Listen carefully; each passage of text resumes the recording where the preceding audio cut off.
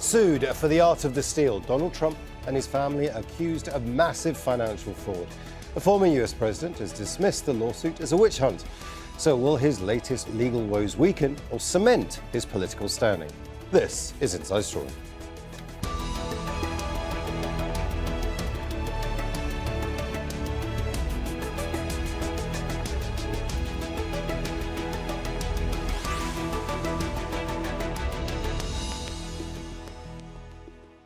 Hello and welcome to the programme. I'm Imran Khan. Donald Trump has branded himself as the ultimate self-made billionaire. He boasts about creating an empire on the back of his impeccable business skills. But the US state where he made his name says his success was built on lies and fraud. New York's Attorney General has filed a civil lawsuit against Trump, his organisation and 3 of his children. They're accusing him of inflating assets to secure better loans and insurance policies. One bank estimates the Trump building in Manhattan is worth about $220 million. The Trumps put its value at more than double that. And the luxury Mar-a-Lago resort in Florida, likely worth around $75 million, was valued at nearly 10 times that amount. The Attorney General wants the Trumps to be banned for life from working for a New York company, prevented from having any dealings with the state's banks for 5 years, and to pay $250 million in damages. This conduct cannot be brushed aside and dismissed as some sort of good faith mistake. The statements of financial condition were greatly exaggerated, grossly inflated, objectively false, and therefore fraudulent and illegal. Claiming you have money that you do not have does not amount to the art of the deal. It's the art of the steal. Donald Trump has labelled the allegations another witch hunt. He's called Letitia James racist and accused her of filing the lawsuit to win re-election, writing, "I never thought this case would be brought until I saw her really bad poll numbers. She is a fraud who campaigned on a Get Trump platform." Now, we'll go to our guests in a moment, but first, let's have a look at the other investigations into the former president. There's a criminal probe into his possible mishandling of classified information. Last month, the FBI searched his Mar-a-Lago home. There's also the January 6th attack and the storming of the Capitol by his supporters. Trump's statements and behaviour are part of this investigation. And then there's his alleged efforts to overturn Georgia's 2020 presidential election results.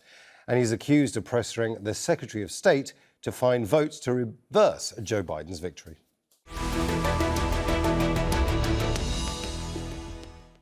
Let's bring in our guests. In London, Greg Swenson, Chairman of Republican Overseas UK. In Washington, D.C., Melanie Sloan, partner at Summer Strategies and a former federal prosecutor. And in Birmingham, UK, Scott Lucas, a professor of international politics at the Clinton Institute at University College Dublin. A welcome to you all. I want to begin in Washington, D.C. with Melanie Sloan. This is a civil lawsuit. It's not a criminal one. However, is there a smoking gun here? Is there something that could put Donald Trump and his family in real difficulty? Well, from a former president's perspective, this may be the most troubling investigation that he has to deal with. He's facing the possibility of being barred from real estate in New York for 5 years and having the leadership of the Trump organization taken away from him. So I'm sure he's quite worried about that. In addition, this case has also been referred to the U.S. Attorney for the Southern District of New York and the Internal Revenue Service. There's the possibility of tax fraud. The sheer number of allegations of improper valuation of his properties could well have serious tax consequences for the former president.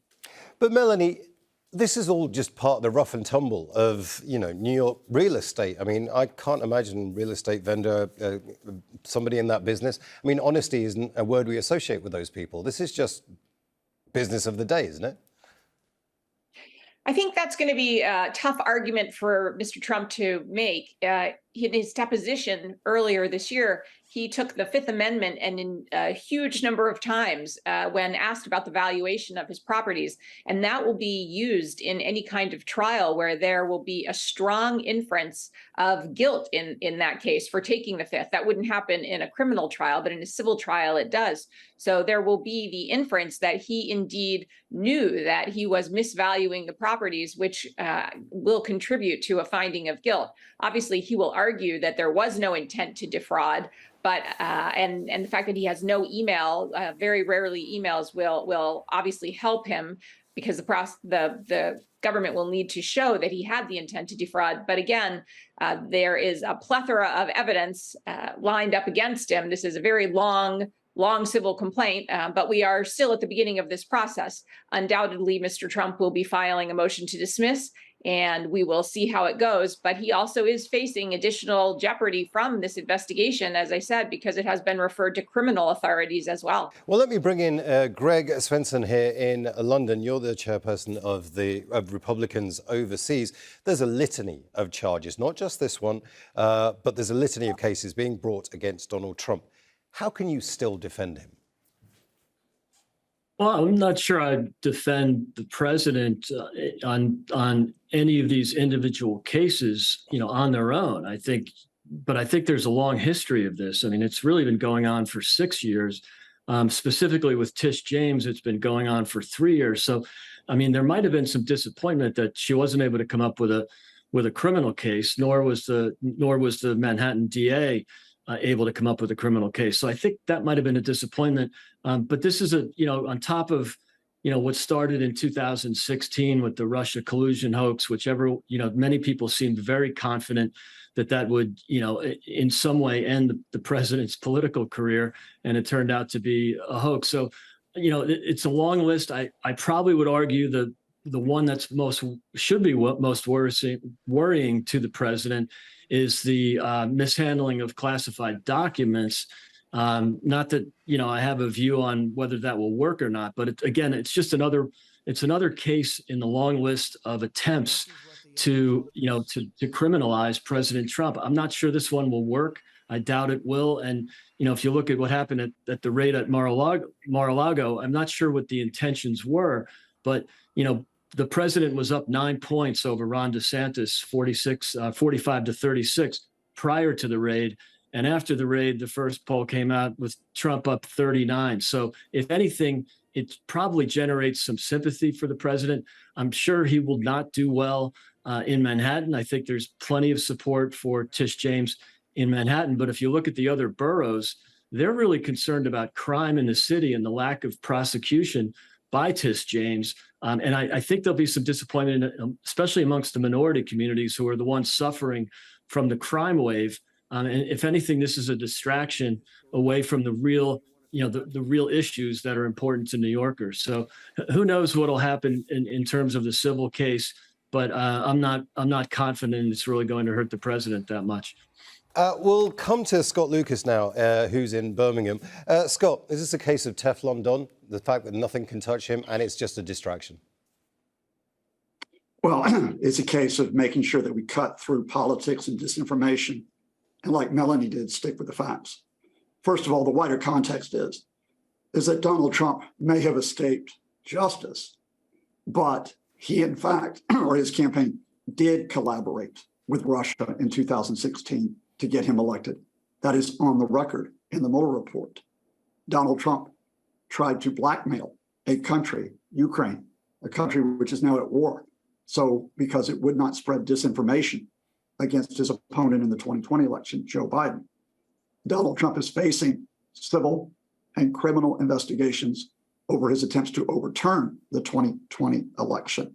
He is facing investigation over his possible incitement of violence in the Capitol attack, and he is facing the multiple financial cases. Contrary to what Greg said, this was not a political campaign by the New York State Attorney General, Letitia James. It was a legal case based upon a great deal of evidence obtained despite years of Trump trying to block those documents being provided. Contrary to what Greg said, the Manhattan criminal investigation is not over.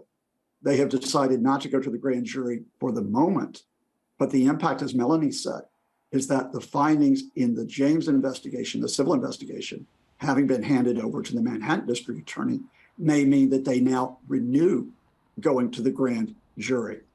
I'm not talking here about political pro-Trump or anti-Trump. I'm talking here about the operation of the US legal system.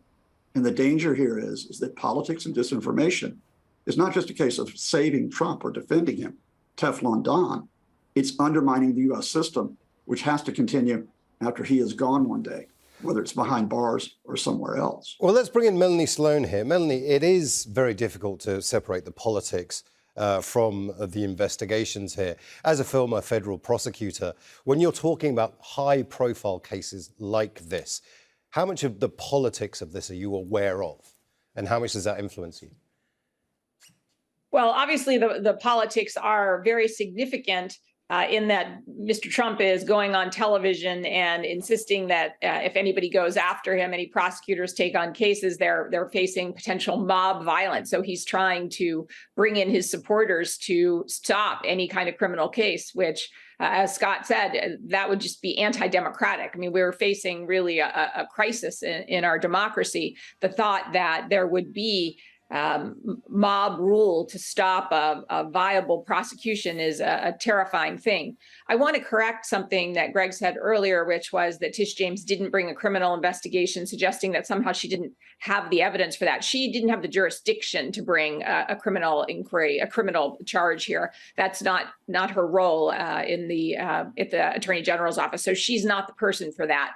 Her office is not the right office. There is, however, another important criminal case going to trial shortly, which is against the Trump Organization for a conspiracy and all sorts of criminal violations. And Alan Weisberg, the former chief financial officer of the Trump Organization, who had to plead guilty earlier this year to criminal charges, is set to testify in that case. And so we should expect to see some very interesting information coming out about potential fraud at the Trump Organization coming from his testimony. So that, too, is yet another sense where Mr. Trump is facing legal jeopardy. And of course, don't forget, he also is facing the state investigation in Georgia over the calls to Brad Raffensperger and the attempt to, quote, find votes in Georgia. And then there is also the Justice Department's January 6th inquiry, which remains ongoing, as also the House of Representatives is conducting a parallel investigation into January 6th and Mr. Trump's role in inciting the insurrection. Greg, at what point do the Republicans just turn around and say, you know what, there are too many legal cases here, there's too much smoke, go away, deal with all of this, and stop trying to lead and be the senior, most famous Republican on the planet? It's not helping us. Yeah, it's a great question, Imran. And there's a significant number of Republicans that would prefer that someone else runs in 2024, for a number of reasons. One is that the president will be 78 years old on election day. The other is he can only serve one term. And I think there's a lot of scar tissue in the party about the special elections in Georgia. Melanie mentioned the Georgia election. That was really disappointing to many of us in the party, that that the president was too focused on his own ego or looking back at the November 2020 election instead of focusing on the special election, which cost the Republicans the Senate. So, there is some scar tissue there. As I mentioned before, there was a movement, a gradual narrowing in the polls between Trump and specifically Ron DeSantis, but also Trump and the other potential candidates, up until the raid at Mar-a-Lago. And that actually, if the intention was to draw attention to Trump, to elevate him in the polls, it worked. If the intention was to never have Trump be president again, I think it backfired. So look, I think we have to remember that the audience in America, the voters, often will see these things as witch hunts. I know that's the term that the president uses. I'm not necessarily agreeing with him, but this is, the last of a long list of assaults or attempts to defame the president. That's, again, started with the Russia collusion hoax. Scott and I'm sure will always disagree on this, but much of this information is coming out currently, that it was fabricated by the Hillary Clinton campaign with the support of That's wrong, the FBI. Greg. And so, That's wrong. yeah, Please well, stick to facts. Don't let's, put this Scott, information let's, out. That's flat out wrong. Scott, happy to stick to facts. Scott, happy to That is flat out stick to wrong, facts. I'd love to have a Greg. reunion. I'd love to have a reunion with all the people who were telling me in 2018 that he colluded with the Russians and that this was all. Let me give Greg, you let's get Scott's reaction. Let's get Scott's reaction. I'll bring you both in again. Let me give you the facts. I'm always amused Greg. by Scott's reaction. Let me give you the facts, Greg. The Mueller report finds that there is ongoing contact and collaboration between the Trump campaign and the Russians throughout 2016, both through members of the campaign and informal important advisors like Roger Stone. The Mueller investigation finds that that collaboration included the dumps over Hillary Clinton's emails that had been stolen by the Russians. The Mueller report finds that on at least 8 occasions, there is substantial evidence that Trump either obstructed justice or attempted to obstruct justice. The only reason why Trump was not prosecuted under the Mueller report was not because it was a hoax, but because Mueller was told by the Justice Department, you do not have jurisdiction to indict a sitting president. The only reason why that happened. And as for your disinformation, that there was a Democratic plot that goes on, that is part of the discredited Durham investigation, which after years of wasting taxpayers' money, brings a couple of minor cases that yield no results and is now being shut down. So let's stick with the fact. This is not denigrating, defaming Donald Trump. This is you're going to lean on before we get bogged down in the details of all of this, and it is fascinating, but I want to keep us on topic. I want to bring in Melanie here. All of this, it just goes to show you how remarkably political all of this is. We're arguing about, what facts were, who did what, and how difficult then is it for somebody like James to bring the civil lawsuit in this atmosphere? I think there is, of course, concern about the politics, but we are a country that is based on the rule of law, and it can't be that prosecutors and people in authority over our criminal and civil laws simply look aside while Trump violates all of our laws and do nothing simply because there are so many people who will support him no matter what he does. As he very famously said, he could shoot somebody on Fifth Avenue. And that was years ago he said that. And that's clearly true. There is literally nothing that his supporters wouldn't back him for doing. I mean, I don't know if many of your viewers would have heard this, but last night, Mr. Trump very crazily said on to Sean Hannity last night on an interview that he could have declassified those documents that were at Mar-a-Lago just by thinking about it. And if he just thought that they were declassified, that would constitute declassification, as if somehow that is a real somebody could do such a thing. And I'm sure that millions of Americans will say, sure, if he just thinks about declassification, that's okay. But that doesn't mean prosecutors can look aside while Mr. Trump violates rules of law. And they have to do their jobs, even if Mr. Trump sadly did not do his. Greg, I want to bring you back in here. Whatever you think of these cases, whether you think they're a political witch hunt, whether you think they're not, all of them are incredibly difficult to prosecute. All of them are fraught with having to gather evidence against somebody who obfuscates and actually downright lies about things and often contradicts himself. Here, in this particular case, this civil lawsuit, we are having prosecutors are very concerned that the emails just aren't there to actually prosecute this case. That's a big challenge for them. But the other challenge for them is Trump's legal team. Trump has stiffed many, many, many lawyers. He doesn't have the kind of high-profile legal team that he's going to need for this, right? No, I would agree with that, Imran. I mean, the president has a habit of sort of self-destructing with some of his bravado. And it is difficult for people to work for him, that the turnover is high. So, I'd have to agree with that. It doesn't, so it's really hard to anticipate the outcomes of these things. But I think there should just be a little compassion for the voters who have seen this go on for a long time. And yes, Melanie's right. There are a number of Republicans who are supportive of the president no matter what. But they're also seeing Scott mentioned disinformation or misinformation. We hear that word a lot. And these are the same voters, though, who saw, for example, the Hunter Biden laptop that was basically censored by Facebook and Twitter in October of 2020. And look, Scott, you might not agree with me or not. I mean, you might agree with me or not. It's a diversion, Greg. It has nothing to do with this. It's a diversion. Right. But that's what voters see. And they see that post-election. Because you put it out there. Because you put it out there. Stop doing it. 17% of the voters would not have voted for if they had known about the disinformation, or what was called disinformation by the 50, former FBI or justice professionals. So look, this has gone on for a long, for 6 years.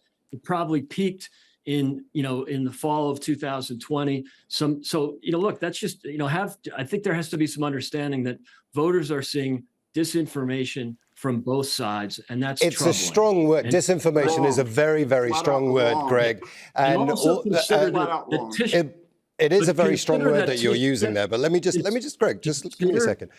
It's a very strong word you're using there, disinformation. You're also saying that this is coming to a peak. But there are several lawsuits, there are several investigations open into Donald Trump. I'm going to ask all three of you the same question. I'll begin with Scott first. Scott, this is the President of the United States of America. The fact that this is happening to him, is it a damning indictment of the problems of US democracy, or is it a praiseworthy thing that the US democracy system is doing? It's a damning indictment of the man who is under investigation for his business and financial practices. But even more importantly, as Melanie highlighted, it is a critical moment for the US system. It's a critical moment for the authority of the US system, its legal system foremost, but also its political system, which is that any person in the United States, even a former president, must be accountable, must be able to be investigated by the law, that no person should be able to trample upon the legal system or to corrupt the political system, to avoid investigation, to avoid prosecution, and, if found guilty, to avoid responsibility. Melanie, sorry, we are running out of time, and I do want to come to our other guests as well. Melanie, the same question to you. Is it a damning indictment or is it praiseworthy? I agree with everything Scott said. I think it is what we have seen is that the court system has been the last bulwark of democracy. While so much has not worked, that Trump has been able to trample on so many of the norms of our democratic system and has really brought us to a precipice, we are seeing that the legal system is the bulwark in protecting us. For example, with the 11th Circuit coming out with the opinion yesterday, saying that indeed the FBI investigation can continue into the classified information, and even the judge that Mr. Trump himself picked to be the special master, not taking his side in that. So we are seeing that the legal system is protecting us, and hopefully it will stand. Greg, the same question to you. Witch hunts, or is this justice doing her job? Well, I would say it's praiseworthy. I mean, if the institutions work and it's fair and balanced, and they, will charge, Democrats as well as Republicans, if they suspect there's a crime, go ahead, bring it on. I think the institutions will work, and they will outlive all the drama that we're seeing right now. But remember, Tish James ran, her basic campaign strategy was, I'm going to get Trump. So it's hard to separate the politics. I wish that she would focus as much attention on looking after the minority communities in the 4 boroughs outside of Manhattan who are suffering the worst from the surge in crime, thanks to prosecutors like Tish James. Well, we are going to be looking at this a lot. Scott, I do see you shaking your head there very, very quickly because we are running out of time. Why are you shaking your head? Because you don't praise the legal system and say it must be upheld, and then launch an ad hominem attack on the New York Attorney General for doing the job of trying to see that justice is served. That's irresponsible. And I do hope Greg doesn't try that again. Well, I want to thank all our guests in London, Greg Swenson, in Washington, D.C., Melanie Sloan, and in Birmingham, UK, Scott Lucas. And I want to thank you two for watching as well. Now, you can see the programme again anytime by visiting our website, aljazeera.com. And for further discussion, go to our Facebook page. That's facebook.com/AJ Inside Story. And you can also join the conversation on Twitter. We are at AJ Inside Story. From me, Imran Khan, and the whole team here, bye for now.